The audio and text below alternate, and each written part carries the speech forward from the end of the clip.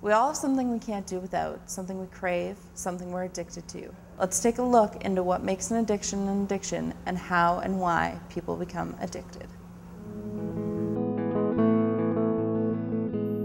I'm addicted to gambling, to sex, to crack cocaine, to World of Warcraft, to alcohol.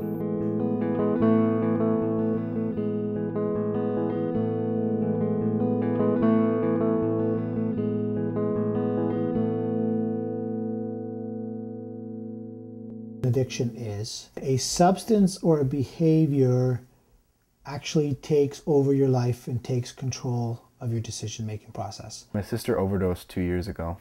The drugs controlled her physically and mentally. First I started doing it with friends, you know, it was fun, but now I do it all the time. It controls me. From there comes a whole host of consequences, not being able to stop, you know, family consequences, legal consequences, all kinds of things like that. She was living with me right before she died. During the middle of the night, she came into the house and took my things to give to her dealer as collateral. There has to be a genetic component in the person's ability to tolerate the amount of substance or behavior. I'm addicted to it, yeah. No, I am. And as much as I hate to say it, you know, it's hard to admit, but it's true. It changes your life, you know, like takes up all my time, all my money. The other part is there's a whole host of social reasons. I mean, could be a stressful situation in their life, could be a family dynamic that's happening, and they find the drug or the behavior that makes them feel better. It's a stress reliever. And then what happens is they just start to use more and more of that drug, and as it slowly progresses, they become addicted to it. Everyone wanted to be there for her, but the drugs took away the pain better. It helped her cope. People that are diagnosed with a mental illness are more susceptible for addiction because their mental state is less defensive. They don't have the defenses in their body. Stats are I think it's about 60% of people that are alcoholic also have clinical depression, and on the other side, 60% of people that have clinical depression are alcoholic. I mean, it's very, very connected. You can't pick it. It doesn't, you know, it's unbiased. It doesn't judge. Number one addiction is nicotine, but nicotine is actually the most harmful drug because it kills more people combined. I mean, if you take all the other addictions and you put them together, how many people die? More people die from nicotine-related illnesses and tobacco-related illnesses like heart, stroke, you know, brain aneurysm, stuff like that. I can't stop. I know the risks, and it just doesn't matter, you know. Second is alcohol, which is interesting because they're both legal drugs, and they're the highest in North America. I went to an AA meeting for this documentary with hopes of interviewing someone with an addiction. What I came out with was something completely different. A lack of explanation left a whole room saying hello to me as a member of Alcoholics Anonymous. With that, I have never felt so welcomed in a room full of strangers than I did that day.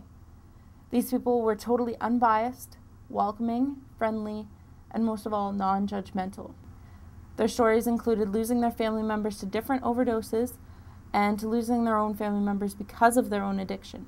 One woman even followed me after the meeting to make sure that I was okay and to tell me that I wasn't alone and that I needed to keep coming back. Then marijuana. I mean, people can get addicted to marijuana. That's not a false fact. Percocets, Percodan, all the narcotic base are probably close third or fourth, and then maybe cocaine and heroin. I mean, it's all those ones are lower in the scale. She started off doing minor drugs, but then moved on to the big stuff when the little ones just didn't cut it anymore. It took her about a year to go from the small stuff up to the big stuff. I didn't even recognize the signs. I mean, I must have ignored them. Symptoms: lack of control, lots of time spent using the substance, recovering from the substance, getting the substance. Withdrawal symptoms. Any kind of, if you don't use the drug, they have withdrawals. Whatever the drug classification they're using, they have specific withdrawals. Tolerance, they have to have tolerance. Consequences around their addiction. I couldn't get mad at her. She was my sister. They have an enabling system around them, like a family system or a culture around them that nobody's going to confront their drug use. And after all, it wasn't her stealing my stuff, it was the drugs.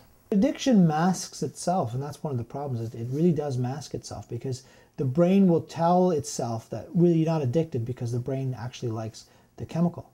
because the brain has these receptors and it fills the receptors. And so the brain is actually activated to say, I want the drug to fill my receptors. Every action and thought was drug motivated. Stop making excuses and rationalizations and covering up the behavior of the person that's addicted.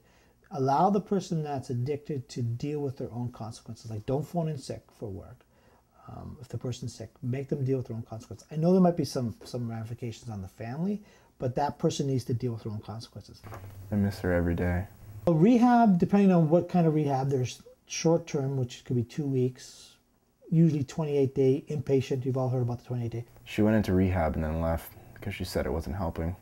People would end up having a relapse. Well, relapse prevention is to develop strategies for high-risk situations. Once you cross the line and lose control of it, the brain chemistry changes and you can't go back. The best way to describe it is a cucumber becomes a pickle, right?